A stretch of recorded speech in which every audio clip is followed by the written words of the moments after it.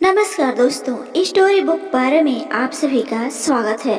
दोस्तों, आशा करती हूँ रोजाना की तरह ये कहानी भी आपको बहुत पसंद आएगी। विनीता बचपन से ही बहुत जिद्दी थी। बिन माँ की बच्ची थी, इसलिए सब लोग उसे बहुत प्यार करते और उसका बहुत ही ध्यान रखते थे। दादी की तो बहुत ही लाडली थी। उसके पापा सचिन घर वालों के सहमति से दूसरी शादी करने का प्रयास कर रहे थे, पर यह 8 साल की बच्ची विनीता कुछ न कुछ करके अपने पापा का रिश्ता जोड़ने ही नहीं देती थी। उसकी नानी और दादी भी उसे समझा समझा कर थक गई थी कि बेटा, सभी सौतेली माँ बुरी नहीं होती हैं और हम है ना, तुम्हें कोई तकलीफ नहीं होने देंगे। लेकिन उसके मन में बार बार एक डर सा लगता रहता था कि सौतेली माँ मुझे बहुत तकलीफ देगी और पापा भी उसका ही सुनेंगे और उसकी माँ की आखिरी निशानी यानी उनका मंगलसूत्र वह भी उस सौतेली माँ को दे देंगे। विनीता को ऐसा लगता था घर के सभी लोग टेंशन में थे कि कैसे इस लड़की को समझाया जाए। विनीता की माँ सुनंदा जी एक एक्सीडेंट में 2 साल पहले इस दुनिया से चली गईं। तब से लेकर अब तक उस बच्ची को घर के ही सभी लोग संभालते थे, पर उसकी यह जिद थोड़ा ज्यादा ही थी। कैसे बताएं अभी इसे। उसकी दादी ने अपने ही मौसेरे भाई की लड़की पसंद कर ली थी। उसकी भी शादी होकर फिर तलाक हो गया था और उसका भी एक लड़का था, पर यह बच्ची विनीता सुनने को तैयार ही नहीं थी। विनीता ये सोचती थी कि पापा की उससे शादी हो जाएगी तो सभी लोग उस लड़के से ही प्यार करेंगे और मुझसे नहीं। ऐसा मन में बहम बिठाए विनीता इस शादी को नहीं होने देने की जिद पकड़कर बैठी थी। उसके जिद के आगे सचिन भी नहीं कुछ बोल सके।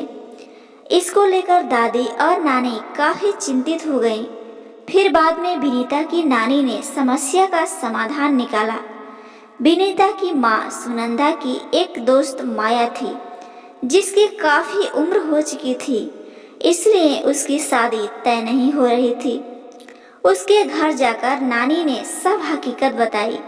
वह सब सुनने और समझने के बाद शादी के लिए तैयार हो गई। इस वजह से दोनों नानी और दादी भी काफी खुश हो गए। अब सचिन बेचारा क्या कहता। खुद सास ही बोल रही थी दूसरी शादी करने को, इसलिए सचिन तैयार हो गया। सचिन ने माया से मिलने का दिन तय किया। मुलाकात के दिन सचिन ने माया से साफ साफ कहा, देखो माया, मैं सिर्फ बेटी विनीता के भविष्य के लिए और अपनी माँ की इच्छा के लिए तुम्हें शादी के लिए तैयार हुआ हूँ। बस मेरी तरफ से बाकी कोई भी उम्मीद मत करना। यह सुनते ही माया को बहुत बुरा लगा। वो जिंदा लाश की तरह हो गई। फिर सोची, आखिर कितने दिन घर वालों और पड़ोसियों के ताने सुनूं कि मायके में ही बैठी रहेगी, इसको तो कोई ब्याह ही नहीं करेगा, ये मनहूस है, इसके माँ बाप की तो औकात ही नहीं है कि इसकी शादी करें, वगैरह वगैरह। अरे, इस रोज रोज के ताने के आगे तो एक कोई तकलीफ नहीं है, शादी कर लेती हूँ। और माया सचिन से शादी करने के लिए तैयार हो गई और शादी भी हो गई। उसके घर की परिस्थिति इतनी अच्छी नहीं थी, उस वजह से उसके माँ बाप ने माया को कोई भी जेवर नहीं दिया और विनीता ने भी अपनी माँ का मंगलसूत्र नहीं देने दिया। बाद में सुनंदा की माँ ने यानी विनीता की नानी ने ही बिल्कुल माया की माँ जैसी बनकर सब कुछ किया, पर विनीता माया को बहुत परेशान करती थी। वो सौतेली माँ कहकर ही माया को पुकारा करती थी। माया थोड़ा सा डांटती या उसे कुछ समझाने का प्रयास करती, तब जानबूझकर झूठ मूठ का विनीता रोने लगती थी।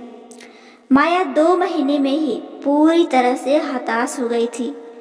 दोनों दादी और नानी को पहले ही सब कुछ पता था, इस वजह से माया को वह कुछ नहीं बोलती थी। वह उल्टा उसे बोलती थी कि मारोगी भी तो चलेगा, पर सचिन को यह सब सहन नहीं होता था। जब परिस्थिति हाथ से निकलने लगी तो माया ने उसकी सहेली को, जो कि एक स्कूल टीचर थी, उसके साथ मिलकर एक प्लान बनाया और सचिन को असली परिस्थिति का सच का पता चले, इसलिए विनीता के ड्रामों का वीडियो बनाकर उसे दिखाया। पहले माया को ही गलत समझने वाला सचिन सारी सच्चाई से अवगत हुआ और उसने उन दोनों को धन्यवाद किया। प्यार से विनीता को समझाया कि इसके आगे तुम्हें माया के साथ अच्छा बर्ताव करना होगा और उसकी सब बातें सुननी होगी। हालांकि विनीता ने काफी तमाशा किया, पर उसकी साइड लेने वाला कोई भी नहीं है, ये उसे समझ में आ गया। विनीता को माया पर बहुत गुस्सा आता था। माया उसे बहुत समझाती भी थी। अब धीरे धीरे माया व सचिन का रिश्ता भी सुधर रहा था, पर पति पत्नी जैसा रिश्ता उनमें नहीं था और वो सचिन ने उसे पहले ही बता दिया था। माया को बहुत बुरा लगता था। उसने अपनी इच्छाएं अपने मन में ही दबा दी। विनीता को उसने सौतेलापन कभी भी नहीं दिखाया, पर विनीता मात्र उसके साथ झगड़ा ही करती थी। धीरे धीरे विनीता बड़ी होती गई। सचिन हमेशा काम के लिए बाहर रहता था। माया विनीता के लिए हमेशा तत्पर रहती थी। माया ने विनीता को बहुत बार प्यार से समझाने की कोशिश की, पर माया को हमेशा असफलता ही मिली। उसमें भी सचिन की माँ हमेशा बीमार रहने लगी थी। उनके बाद देखभाल करती थी। उन्होंने एक बार माया को बुलाकर बताया, मुझे बहुत चिंता होती थी इस विनीता की, पर अभी नहीं होती, क्योंकि अब तुम जो हो। अभी मेरा कुछ भी हो जाए चलेगा, पर तुम्हारे लिए मुझे बहुत बुरा लगता है। जिस बच्चे के लिए तुम इतना कुछ करती हो, उसे कीमत ही नहीं है।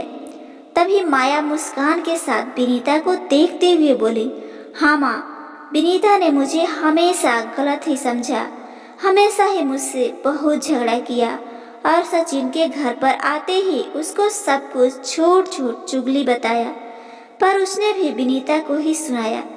गुस्से से विनीता ने खाना भी नहीं खाया। माया ने भी खाना नहीं खाया। विनीता को समझाने के लिए गई तो माया ने कहा, देखो विनीता, मुझे तुम्हारी माँ की जगह नहीं चाहिए। उसकी आखिरी निशानी मतलब उसका मंगलसूत्र भी नहीं चाहिए। मुझे सिर्फ और सिर्फ तुम माँ बोलकर पुकार लो। मेरे लिए उससे बड़ा कोई पुरस्कार नहीं होगा। जिस दिन तुम ऐसा करोगी, उस दिन मुझे ममता का अनमोल गहना मिल जाएगा। वही मेरा खरा और पहला गहना होगा। पर विनीता सुने तब ना। जैसा था वैसे ही सब चालू रहा। कई दिनों बाद दादी की तबीयत बिगड़ी। तब उन्होंने सचिन को बुलाया और कहा, माया बहुत अच्छी लड़की है, वह कभी भी भेदभाव नहीं करेगी। तुम उसको अपनी पत्नी की तरह स्वीकार कर लो। उसकी भी कोई उम्मीद होगी तुमसे, वह पूरा करो। ये आखिरी शब्द बोलकर दादी चल बसी। सचिन को माँ के वह शब्द कान में गूंज रहे थे। महीना हो गया, तब भी वही शब्दों का विचार करके गैलरी में शांत बैठा था। उतने में माया ने खाना खाने के लिए आ रहे हैं ना, ऐसा बोलकर आवाज लगाई। सचिन का सब्र का बांध टूट गया। वह माया के गोद में सिर रखकर बहुत रोने लगा। आज 5 साल बाद पहली बार सचिन ने माया को छुआ तो माया घबरा गई। उतने में विनीता वहां पर आ गई। इस वजह से वह विषय वहीं पर ही खत्म हो गया। कई दिनों बाद वापस सब नॉर्मल हो गया। दोनों ही अब शरीर से मन से नजदीक आ गए थे। विनीता को समझ आने के बाद वह भी जरा अच्छी बर्ताव करने लगी थी। अभी उसकी 12वीं की परीक्षा थी, इसलिए माया उसके टाइम टेबल पर सब ठीक से संभाल रही थी। कुल मिलाकर सब अच्छा चल रहा था। ऐसे में उनकी खुशियों को नजर लग गई। सचिन का भी एक्सीडेंट हो गया और वह गुजर गया। माया का रो रो कर बुरा हाल हो गया। वह रोकर कहने लगी, जब साथ थे तो अपनाया नहीं, आज अपनाया भी तो साथ छोड़ गए। यह सुन वहां मौजूद सभी लोगों का कलेजा छलनी हो गया। अभी माया और विनीता, वह दोनों ही एक दूसरे के लिए बचे थे। अब जो भी सेविंग थी उस पर घर चल रहा था। माया तो ग्रेजुएट नहीं थी, इस वजह से उसे नौकरी मिलने में भी दिक्कत आ रही थी। छोटी छोटी नौकरी करके वह घर खर्च चला रही थी। सचिन की सब सेविंग उसने विनीता के लिए रख दी। इधर विनीता को प्यार हो गया था सुशांत नाम के लड़के से। इस वजह से माया ने उनका प्रेम विवाह करने का सोचा। सब लोग अच्छे हैं, विनीता भी खुश रहेगी, ऐसा उसे विश्वास था। पर सुशांत की माँ खड़ूस थी। सचिन के जाने के बाद माया की परिस्थिति भी अच्छी नहीं थी, इसलिए विनीता शादी के बाद ज्यादा गहने भी नहीं लाई थी। इसलिए ससुराल वाले उसे तकलीफ दे रहे थे। उसकी सास की सहेलियां घर पर आई थी नई दुल्हन से मिलने। तब विनीता की सौतेली माँ के बारे में बुरा भला बोल रही थी।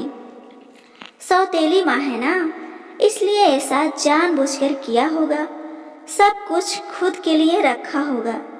और बेटी को लंका की पार्वती बनाकर सिर्फ मंगलसूत्र पहनाकर भेज दिया और हंसने लगी।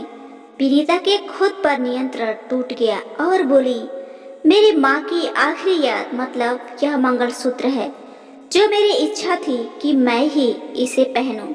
यह मंगलसूत्र मेरी माँ का आशीर्वाद का हाथ है और मेरी माँ को बुरा भला बोलने का तुम्हें कोई भी हक नहीं है। आज वह है इसलिए मैं हूँ। उन्होंने मुझे अच्छे संस्कार दिए, डिसिप्लिन सिखाया, संयम और बड़ों का सम्मान, यह सब बातें कोई भी उम्मीद ना रखते हुए सिखाया। पापा के जाने के बाद भी उन्होंने उनके कमाए हुए एक पैसा भी खुद पर ना खर्च करते हुए सब पैसे मुझे दिए। कभी भी सौतेलापन उन्होंने मुझे नहीं दिखाया। मेरे लिए उन्होंने खुद के तन मन के सभी सुख का त्याग किया। पर मुझ पागल को ही कभी यह समझ में ही नहीं आया। उन्होंने तो मुझे सिर्फ और सिर्फ प्यार किया। मुझसे उन्हें एक ही चीज चाहिए थी जो मैं कभी दे ही ना पाई।